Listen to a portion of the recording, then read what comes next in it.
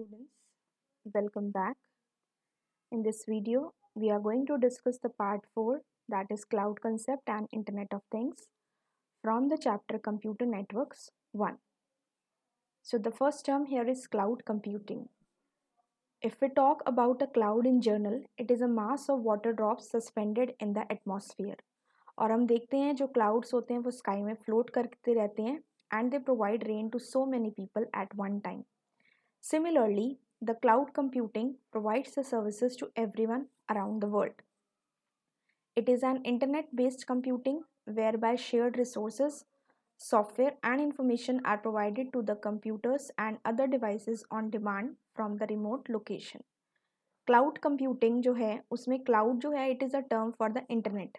तो cloud computing की help से हम रिसोर्सेज को शेयर कर सकते हैं, सॉफ्टवेयर को शेयर कर सकते हैं, स्टोरेज को शेयर कर सकते हैं, and information can also be shared from the remote location as and when required. It is the use of internet for the task we perform on our computer for storage and access. ऐसे काम जिनके लिए हम internet का use करते हैं ताकि it can be use for the storage and to access. For that purpose, we use the cloud computing. For an example, Microsoft Office 365. It is a cloud storage. In this, what we have to do is, suppose आप एक computer पे काम कर रहे हैं और Microsoft Office 365 में there are so many softwares of MS Office, that is Word, Excel, PowerPoint and others also. तो आपने उसमें अपनी आईडी और पासवर्ड से लॉगिन करना है, आपने उसके अंदर कोई काम किया. Then suppose you go to some other place और वहाँ पे आपके सिस्टम पे MS ऑफिस इंस्टॉल्ड नहीं है. तो उस केस में अगर क्लाउड कंप्यूटिंग हमारे पास नहीं होती तो क्या होता, आप वहाँ वर्क नहीं कर पाते. लेकिन since we have the cloud computing option, हम MS ऑफिस की अपनी जो आईडी पासवर्ड है उससे लॉगिन करके जिस डॉक्यूमेंट पे हम पहले काम कर रहे थे हम उसी डॉक्यूमेंट पे काम कर सकते हैं. Even if you are working on some other device, that can be a notebook, tablet और एनी डेस्कटॉप और लैपटॉप, और if we are at some other place also. So in this case, we can share the resources, software and information. It is not necessary that we have to go to the same place जहाँ हमने last काम किया था and work on the same device. So this way, it is very beneficial for us. Next, we have the different types of clouds. The first is the public cloud. So public cloud is a cloud which is used by the multiple organization on a shared basis and hosted and managed by the third party service provider. For example Google drive, Microsoft one drive. अब आप देखते हैं कि Google drive हमारे Gmail से linked होता है, तो जब आप अपनी जीमेल की आईडी पासवर्ड डालते हैं तो उसमें आपको गूगल ड्राइव भी दिखता है. तो हर पर्सन का गूगल ड्राइव अपना है, ऐसे ही हर कंपनी गूगल ड्राइव के स्टोरेज को यूज़ कर सकती है. तो this type of storage, cloud storage which can be used by any person around the world और any organisation, that is known as a public cloud. Microsoft का भी अपना वन ड्राइव है जिसमें आप डेटा को स्टोर कर सकते हैं. Next is private cloud. Private cloud is used by a single organization and controlled and hosted in the private data centers. Hosting can also be outsourced to the third party service provider, but it is used by only one organization. Private clouds क्या हुए, जो हर company के अपने private हो गए, जो उन्होंने purchase किए और उस पर वो अपना काम कर रही हैं. हो सकता है कि उसको मैनेज उनकी कंपनी की वेब टीम या टेक्निकल टीम करती हो सकता है जिस कंपनी से उन्होंने वो परचेज किया, that can be the third party service provider who is managing there cloud. For an example SBI, the state bank of India, उनका अपना एक प्राइवेट क्लाउड है Meghdoot from the VMware technology. अब इसमें हो सकता है कि Meghdoot is being manage by the technical team of SBI itself, or it can be that it is managed by the company from which they have purchased this cloud. Next we have is community cloud. Community cloud is used by a group of related organizations like all universities of a given region or all the suppliers of a large manufacturer. So इस case में that is called a community cloud, जिसमें कि बहुत सारी related organization इसे use करती हैं. जैसे कि सेल्स फोर्स है. अब आपने देखा होगा कि आजकल बहुत सारे ऐसे कॉर्पोरेट्स हैं those who are using the Salesforce. Salesforce is a software which can be used to add the details of the employees or to add the information about the sales. So this is being used by many companies, or there can be branches of so many companies, so they may be using this. So that is known as a community cloud. Then we have is hybrid cloud. When a single organization adopts both private and public cloud for a single application in order to take the advantages of the both, that is known as hybrid cloud. जब एक organisation private और public cloud दोनों को अपनी किसी particular application को के लिए यूज़ करती है ताकि उसको दोनों के एडवांटेजेस मिल सकें, that is known as hybrid cloud.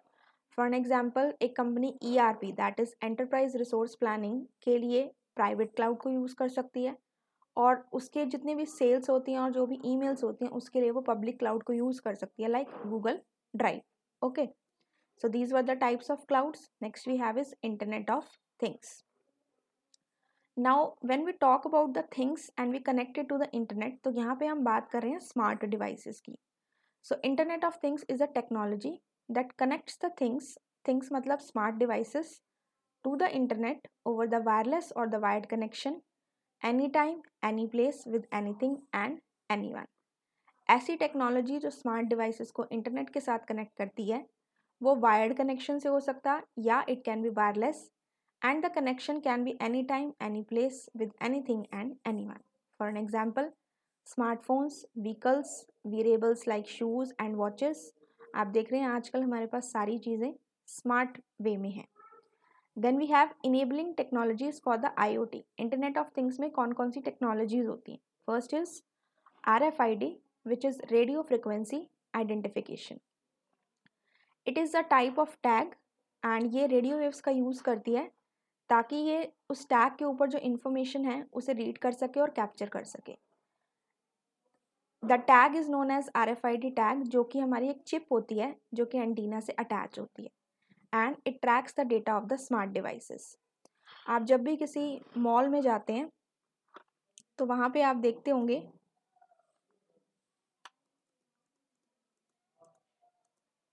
you must have seen there that there are so many things that when you purchase so many items, तो वहाँ पे आपके पास बेसिकली क्या क्या होते हैं.